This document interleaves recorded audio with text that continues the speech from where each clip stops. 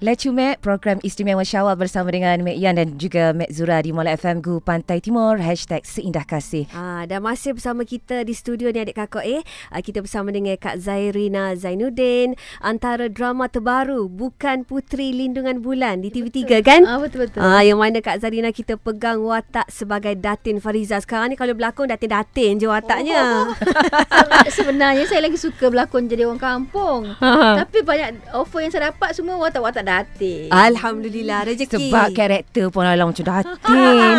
Sesuai sangat dah tu. Dan bersama kita juga Irin Putri Azmi, seorang produser juga host di TV3. Jadi kita nak tanya untuk seorang figura yang bernama Zarina Zainuddin ni, hidup bermadu lebih 25 tahun kan Kak? 28 tahun. 28 tahun Alhamdulillah. Dan tidak didedahkan hal ni sebelum ni buat peminat, tapi tahun kalau tak silap 2015 akak dedahkan wajah suami. Tahun 2018 pula baru akak umumkan hal yang sebenar kan? Betul. Jadi apa yang menggerakkan hati Kak Ina masa tu untuk cerita kepada peminat semua tentang berkenaan dengan tu? Sebab kadang-kadang bila kita tak beritahu siapa suami kita, orang berteka-teki. Kadang-kadang orang kata kita dengan orang tu, kita orang ni. Betul. Kita dengan menteri tu, menteri dia cakap bila masa lah saya kahwin dengan menteri.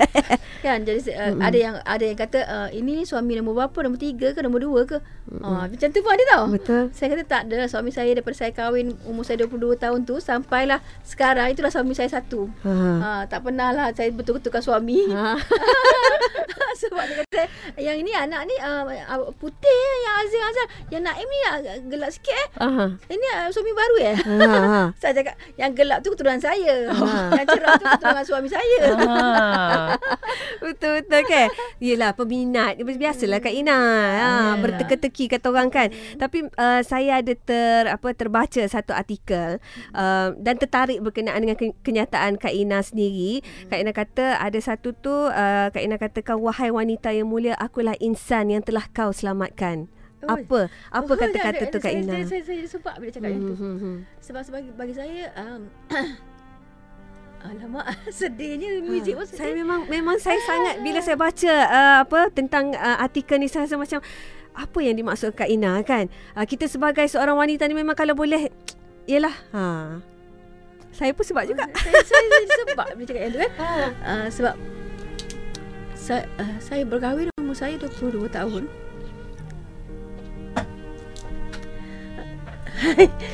Dan saya bermadu kan. Jadi bila kita sebagai seorang wanita, bila kita ada orang lelaki yang baik yang sudi terima kita, saya rasa terharu lah kan. Jadi dia betul-betul jujur dan dia bawa saya jumpa isteri pertama. Saya kata dengan dia, kalau abang ikhlas bawa jumpa isteri pertama, saya nak minta izin dengan dia. Dia bawa saya jumpa, minta izin, dan terjadilah saya isteri nombor 2, berkahwinlah saya kan. Dan saya pernah berjanji dengan madu saya akan jaga maruah dia dan saya akan suruhkan baik-baiklah tak nak supaya dia lebih selesa nak ke mana-mana dengan suami. Tidaklah orang kata itulah suami Zarina, itulah tak nak, dia rasa tak selesa bila keluar dengan suami. Dan orang akan kata macam ni sebab dia pun ada keluarga yang besar, ada anak-anak yang lain. So kita kena jaga banyak hati. So dalam kita menjaga hati-hati orang, kadang-kadang hati kita pun terluka. Tapi itu adalah satu pengorbanan bagi saya. Suami saya dah kahwin dengan saya pun dah syukur, alhamdulillah. Masya Allah. Dan sekarang pun dah 28 tahun saya kahwin.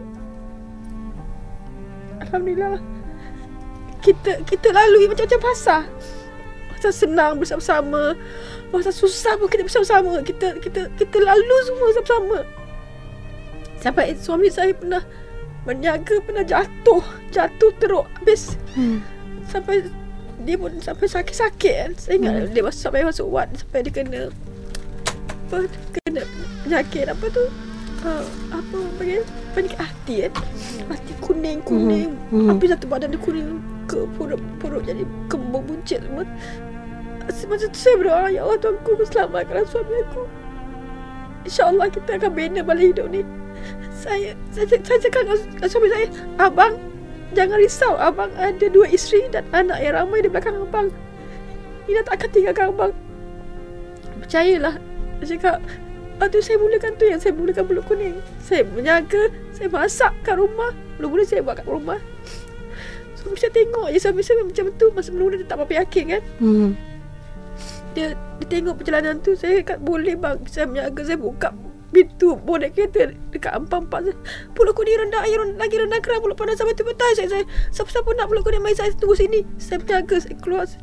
Mula-mula dapat sikit-sikit pun saya cakap, ini duit yang berkat, rezeki yang berkat abah. Inilah kita mulakan balik. Jadi daripada situlah kita dapat nampak kan, Kak Zarina ni seorang wanita yang terlalu gagah, terlalu kental. Daripada situ orang nampak benda tu bagus, sedap apa semua. Datang pula rezeki kan. Alhamdulillah.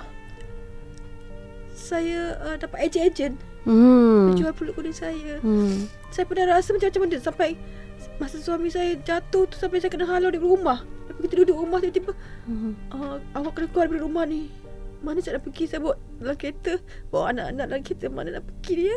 Bagaimana? Nak pergi jalan mana?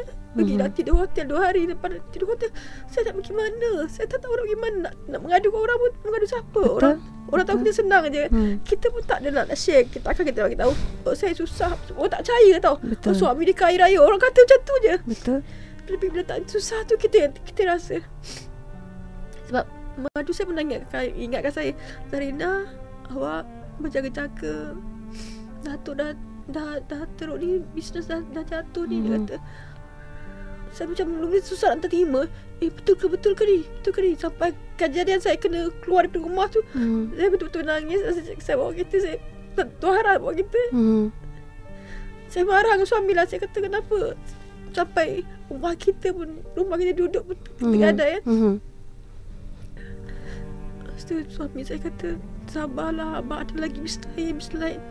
Suami saya tetap mengharapkan bisnes-bisnes yang banyak-banyak, yang milion kan. Saya cakap, kita dah tak payah milion lagi dah.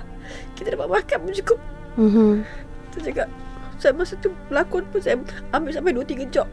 Saya habis sini, ambil sini. Saya lagi. Saya cakap, sebab nak bayar bil suami ke hospital pun tak ada duit tu. Saya sampai cakap ke hospital tu, sebab kita dah biasa dengan hospital tu kan, boleh tak saya bayar bulan-bulan.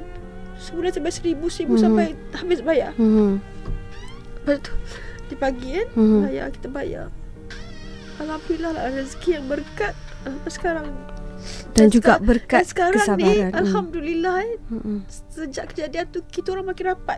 Saya dengan madu saya, dengan anak-anak tiri, kita orang rapat sebab kita bersama tau. Susah senang sama-sama. Bukan kita tak ada pentingan diri. Sakit-sakit hati, kau nak sakit hati orang ni, nak sakit hati orang, tak ada. Buang semua tu perasaan-perasaan tu, perasaan negatif tu kita buang. Sebab kita tahu kita tak nak suami, kita ada satu suami yang kita kena jaga dia. Jaga perasaan dia supaya jangan dia bagi serabut lagi. Lepas tu alhamdulillah suami saya bila tengok bisnes tu dan dia pun masuk dalam, dia pun masuk campur, masuk okey, dia buat bagian ni, dia bagi tu suami madu saya jaga bagian akaun. Saya tak boleh handle duit. Kalau duit saya habis. Baik. Sebab tu dah lama-lama alhamdulillah berkembang. Jadi sekejap lagi kita nak tanya jugalah soalan untuk Irin kita.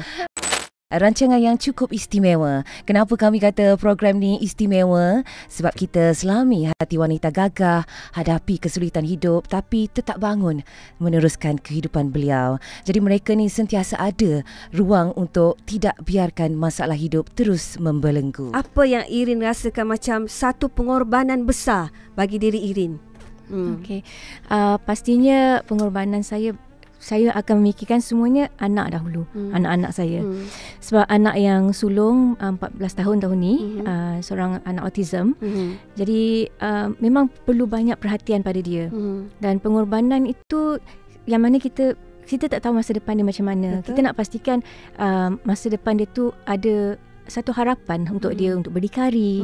Jadi pada usia sekarang ni lah yang mana kita perlu memastikan yang dia dipersiapkan untuk masa depannya. Sebab kita tak nak nanti bila dia dah besar macam masih lagi terlalu bergantung dan dia tak boleh berdikari, masih kena ke hulu ke hilir bersama dengan saya kan. Jadi saya akan sekarang ni dalam tempoh yang mana saya perlu persiapkan anak itu dengan apa yang dia boleh buat. Contohnya apa kekuatan dia.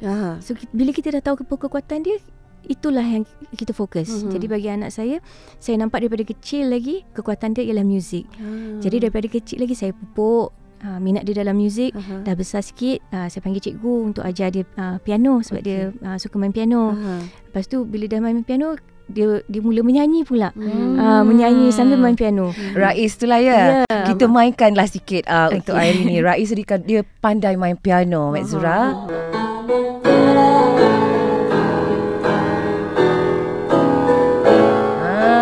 Ini yang latest video jugalah kan sebenarnya nak sambut Ramadan hari tu. Jadi yelah orang kata dalam mengharungi nak tunggu anak ni sampai besar kayak Irin pula sibuk dengan kerja kan. Jadi mungkin kadang-kadang kita ada satu masa tu kita letih. Betul tak Irin? Jadi yelah time tu apa yang menjadi Irin rasa macam kuat dan tak nak fikir tentang benda-benda negatif. Okey.